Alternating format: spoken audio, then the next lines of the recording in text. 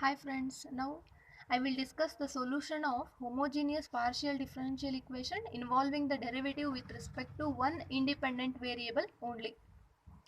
The solution of homogeneous partial differential equation involving the derivative with respect to one independent variable only is got by first treating the PDE as ODE and finding the solution of ODE. The arbitrary constants in the solution of ODE are replaced by arbitrary functions of other independent variable, giving a solution of the PDE. It is nothing but the given PDE can assume ODE and find the solutions. Replace arbitrary constants to arbitrary functions, giving a solution of PDE. Let us have one example. Solve dou square z divided by dou y square is equal to z, given that when y is equal to 0, if z is equal to e raised to x, when y equal to 0, dou z by dou y is equal to e raised to minus x. It is the given equation. These two are the given conditions. It is asked in model question paper 1819. Yes. Now the question is, how to identify the partial differential equation is homogeneous or non-homogeneous? Means given equation is either homogeneous partial differential equation or non-homogeneous partial differential equation. Yes, consider the given equation. Dou square z divided by dou y square. Z is the function of y only, means z is a dependent variable and y is the independent variable. If z is having only one independent variable, then it is called as homogeneous partial differential equation. Other than that, it is a non-homogeneous. Yes, let us suppose clearly it is a non-homogeneous partial differential equation. Let us suppose z is a function of y only. Given PDE assumes the form of ODE, means given equation can assume that it is in the form of, means write in terms of ODE. So d square z divided by dy square is equal to z, or d square z divided by dy square, write this value to LHS side, minus z is equal to 0. Yes, it is these type of examples which you have already studied in module 2. Write the auxiliary equation and write the solution.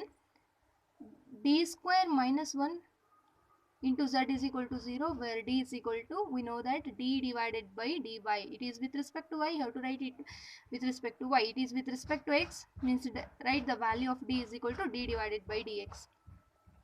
Auxiliary equation is m square minus 1 equal to 0. M is equal to plus or minus 1. Plus or minus 1 means these two are real and distinct roots. Write the solution of ODE is given by z is equal to c1 into e raised to 1 into y plus c2 into e raised to minus y. Solution of PD is got by replacing c1 and c2 by the function of x, means c1 and c2 are here, c1 and c2 are constants.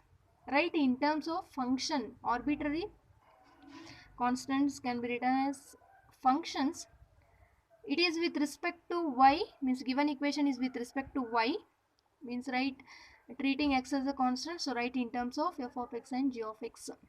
So solution of PD is given by z is equal to, replace c1 to f of x, e raised to y keep as it is, plus c2 is g of x into e raised to minus y, call it as equation 1. Now we shall apply the given conditions to find the f of x and g of x. By the condition when y equal to 0, z equal to e raised to x, then what is that equation 1? Means write the equation 1. Z is equal to e raised to x is equal to f of x is keep as it is, e raised to y, if y equal to 0, e raised to 0 is 1, plus g of x into e raised to minus y, means e raised to minus 0 is 1. So it is only a g of x. Also by the data, means it is second condition, when y equal to 0, dou z by dou y is equal to e raised to minus x. Yes, given condition is in terms of dou z by dou y, equation 1 is in terms of z, so differentiate equation 1 with respect to y, we get dou z by dou y is equal to f of x into e raised to y, derivative of e raised to y is e raised to y, plus g of x, derivative of e raised to minus y is minus into e raised to minus y, so right, minus of e raised to minus y into g of x. Applying the conditions, we get second condition. What about dou z by dou y value, e raised to minus x, right, is equal to f of x as it is. What about e raised to y? Y equal to 0, e raised to 0, minus g of x into e raised to y is equal to 0. So e raised to 0 is 0, 1. E raised to minus 0 is also 1. So e raised to minus x is equal to f of x minus g of x. Now we shall solve. Yes, from condition 1 we got f of x plus g of x is equal to e raised to x. From second condition, f of x minus g of x is equal to e raised to minus x. Adding and subtracting the above two equations, we get 2 into f of x is equal to e raised to x plus e raised to minus x. Then what about the value of f of x is e raised to x plus e raised to minus x divided by 2. We know that this value is equal to cos of hyperbolic x. So f of x is equal to cos hyperbolic x value. And similarly, subtracting these two equations, we get 2 into g of x is equal to e raised to minus x minus e raised to minus x, or the value of g of x is equal to e raised to x minus e raised to minus x divided by 2 is equal to sine of hyperbolic x.